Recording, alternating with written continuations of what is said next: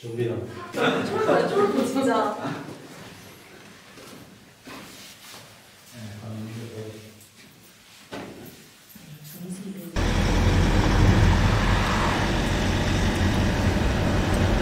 The grape of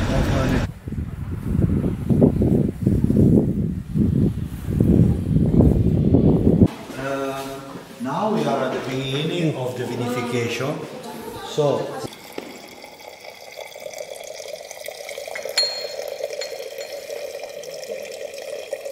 네, 안녕하세요. 백북다이닝입니다. 지난 이태리 법률에 대한 영상은 잘 보셨나요? 안 보셨다면 위 링크 달아놨으니까요. 꼭 한번 시청해 주시고요. 말씀드렸던 이태리 와인의 왕이라고 불리는 바롤로 와인에 대해서 한번 또 얘기를 해보겠습니다.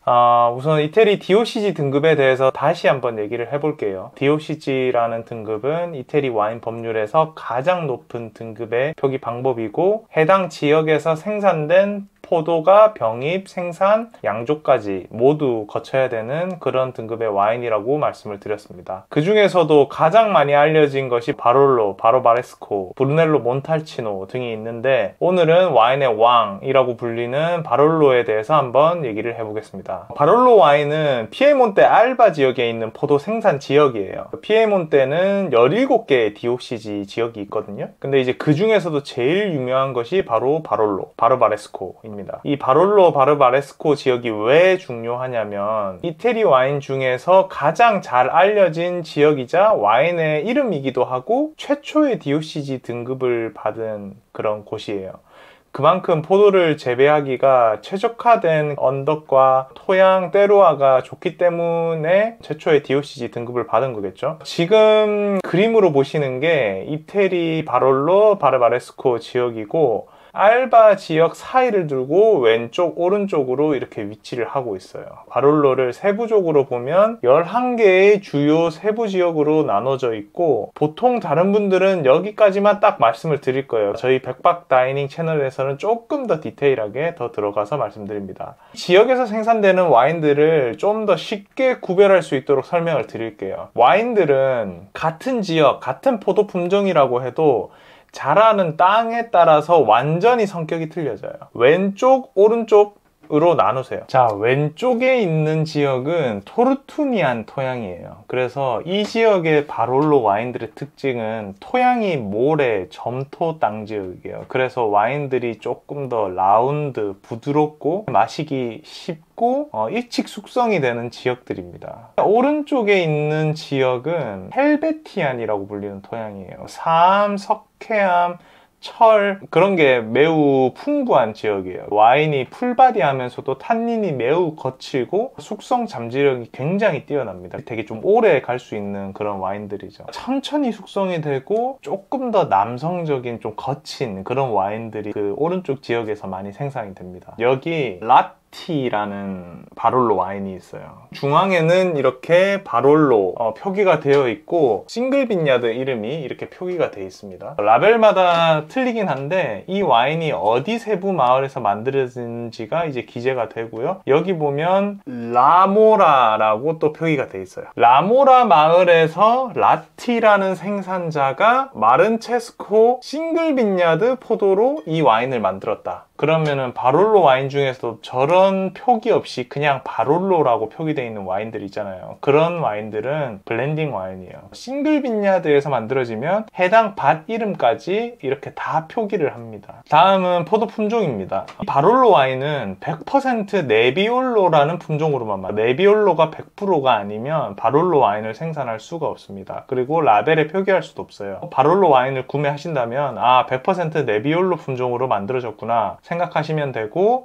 피에몬테 지역 내에서도 수확량이 매우 작아요. 프랑스로 치면 약간 피노누아 같은 품종이라고 보시면 됩니다. 섬세하고 이제 산도가 엄청 높고 탄닌이 매우 거칠어요. 바롤로 와인을 좋아하시는 분들은 이제 탄닌이 센 거를 좋아하시는 분들이 이 바롤로를 좀 좋아하시거든요. 산도가 높고 탄닌이 높다, 이 말은 장기 숙성에 매우 적합하다는 말이겠죠. 바롤로 와인은 출시되는 기한도 또 정해져 있습니다. 그해 포도를 수확하고 발효 발효를 거친 다음에 3년 이상은 오크 숙성을 진행해야 되고, 리제르바 등급은 병입 후에 병 숙성을 추가 2년을 또 해야 돼요. 최소 5년은 거쳐야 시장에다가 와인을 출시를 할 수 있는 거죠. 그럴 리는 없겠지만 바롤로 와인을 구매했는데 라벨 빈티지가 2023년, 2022년이다. 그건 있을 수 없는 일이에요. 중국에서 만들었거나 아니면 모조품일 가능성이 높죠. 사실 이런 정보를 모르면 바롤로 와인이 좋다고 해서 샀다가 이제 뒤통수를 제대로 당할 수도 있는 거죠. 근데 사실 그럴 경우는 거의 없다고 보시면 됩니다. 수출국에서 절대 그렇게 라벨을 부착할 수도 없고,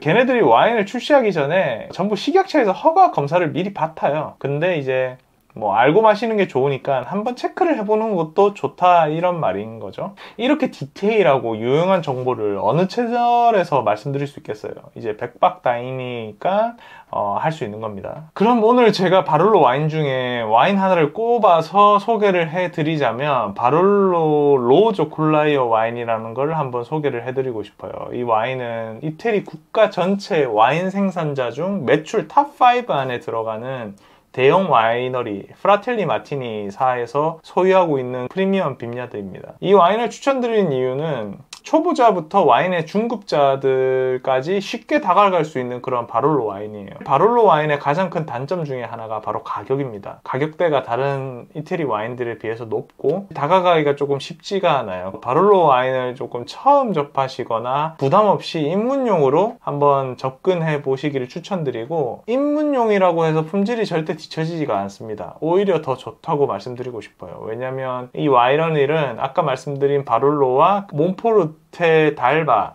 지역 사이를 두고 위치해 있어요.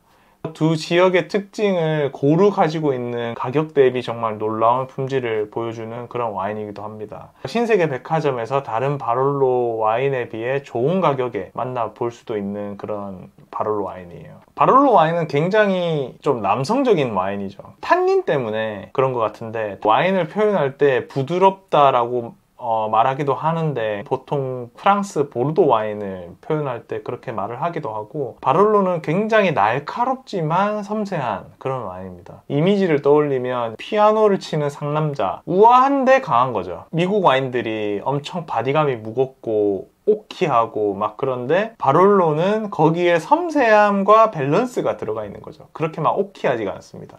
프리미엄 와인들의 대부분이 탄닌과 산도, 바디의 밸런스가 엄청 뛰어납니다. 와인을 잘 안 드셔본 분들도 이제 바롤로 와인을 이제 드셔보시면 좀 밸런스가 뛰어나다는 걸 아실 수 있을 거예요. 네, 그래서 오늘은 이태리 와인의 왕이라고 불리는 프리미엄 와인 바롤로에 대해서 한번 얘기를 해봤는데요. 바롤로를 처음 접하시거나 궁금하신 분들이 많이 좀 소화가 되셨길 바라고, 혹시 또 궁금한 게 있으시다면 아래 댓글에도 남겨주시면 제가 빠르게 답변을 한번 드려보도록 하겠습니다. 그럼 다음 영상에도 또 찾아뵙겠습니다. 영상 시청해주셔서 감사합니다.